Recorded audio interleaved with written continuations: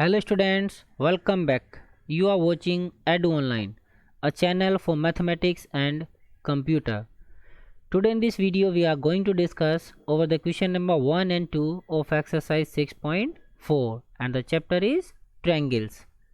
So आइए चलते हैं first. The question number 1 is let ABC similar to triangle DEF. Triangle ABC similar है triangle DEF के and the areas be respectively 64 cm square and 121 cm square और उनके area हमें दिए गए हैं.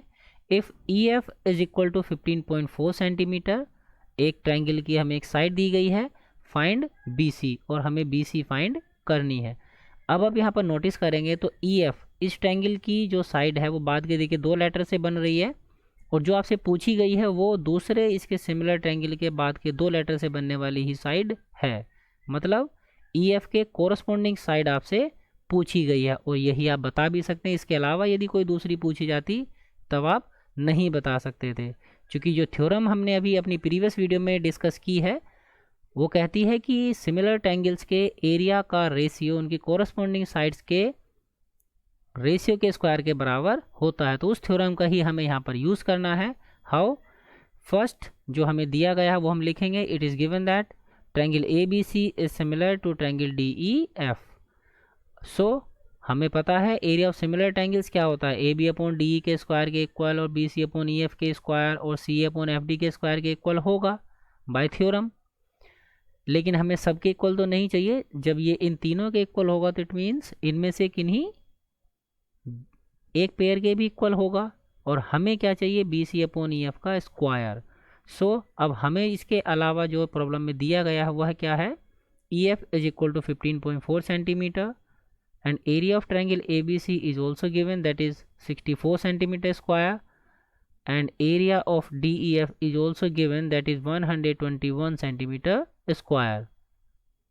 Now these two things are given to us. ये दोनों हमें दी गई हैं और EF हमें दी गई है. We have to calculate BC. So easily we can use this relation. So area of ABC upon area of DEF is equal to BC upon EF का whole square. Now इनमें से आप देखेंगे ये इन चार के बीच में रिलेशन है और इन तीन में से तीन हमें पता है. So we can easily calculate the fourth one. Just replace the remaining one with their values. जिनकी वैल्यू हमें पता है उनको उनकी वैल्यू से रिप्लेस करेंगे. एरिया ऑफ ABC की जगह 64 और 121 एंड 15.4 यदि हम इन वैल्यूज़ को रिप्लेस करेंगे तो हमें मिलेगा 64 centimetre square upon 121 centimetre square is equal to BC upon 15.4 centimetre and to the whole square. अब आप देखेंगे यहाँ पर होल स्क्वायर है और यदि हमें BC कैलकुलेट करना है तो ये होल स्क्वायर हमें यहाँ से रिमूव करना होगा. यहाँ से होल स्क्वायर कब रिमूव होगा, जब आप इधर का स्क्वायर रूट लें या इधर भी आप स्क्वायर बनाएं और फिर मतलब दोनों तरफ आपको क्या करना है, स्क्वायर रूट लेना है. सो आप अगर इधर देखेंगे तो ये दोनों परफेक्ट स्क्वायर हैं. किसके, ये 8 का परफेक्ट स्क्वायर है, मतलब 8 का स्क्वायर है ये 64 and this is the square of 11.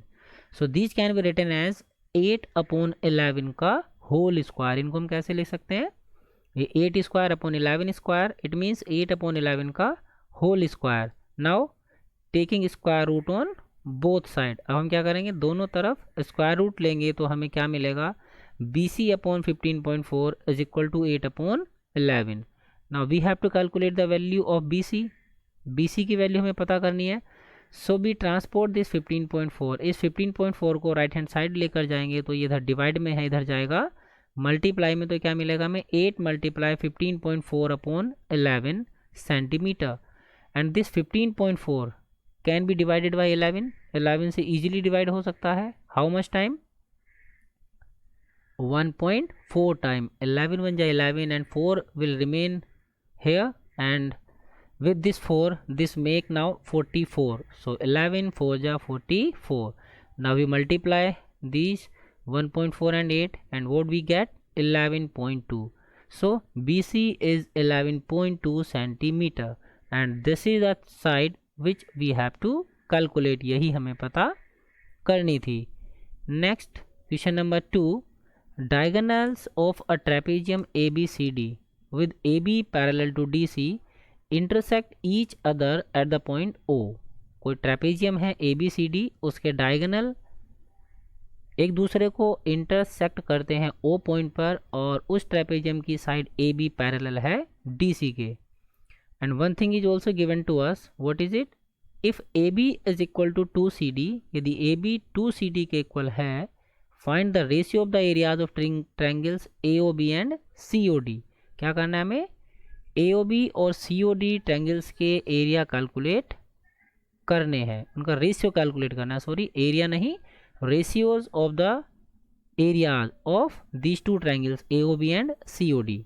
So again we have to use that theorem, फिर से हमें वही यूज़ करनी है। फर्स्ट हमें क्या दिया गया है? ABCD एक ट्रेपेजियम है, इसमें AB पैरेलल है CD और ये हमारा जो डायगोनल्स हैं वो एक दूसरे को इंटरसेक्ट कर रहे हैं O पॉइंट पर। और AOB कौन सा ट्रायंगल है? ये। और COD कौन सा ट्रायंगल है? ये। इन दोनों ट्रायंगल्स के एरिया का रेशियो हमें पता करना है। तो एरिया का रेशियो हम आसानी से पता कर सकते हैं, अगर ये दोनों ट्रायंगल सिमिलर हो जाएं तब हम थ्योरम का यूज़ करेंगे और इनके एरिया का रेशियो इनकी कोरस्पॉन्डिंग साइड्स के रेशियो के स्क्वायर के बराबर होता है, ये हम थ्योरम से जानते हैं। और AB अपॉन CD हम यहाँ से कैलकुलेट कर सकते हैं, मीन्स AB और CD का रेशियो हमें यहाँ दिया गया है। सो यही हमें करना है। First we have to prove that these two triangles are similar. So since AB is parallel to CD, चूँकि AB CD के पैरेलल है, क्या बेनिफिट मिलेगा इससे हमें? Now these AC and BD, ये AC और BD क्या होंगे? ट्रांसवर्जल की तरह ट्रीट करेंगे यहाँ, और अल्टरनेट इंटीरियर एंगल्स यहाँ पर हमें मिल जाएंगे। एक पेयर आपको अल्टरनेट इंटीरियर एंगल्स का ये मिलेगा, ये दोनों इक्वल होंगे, और ये आपका एंगल ABD इक्वल होगा एंगल BDC के। क्यों? These are also alternate interior angles. And the third angle is also equal, why? These are vertical opposite angle.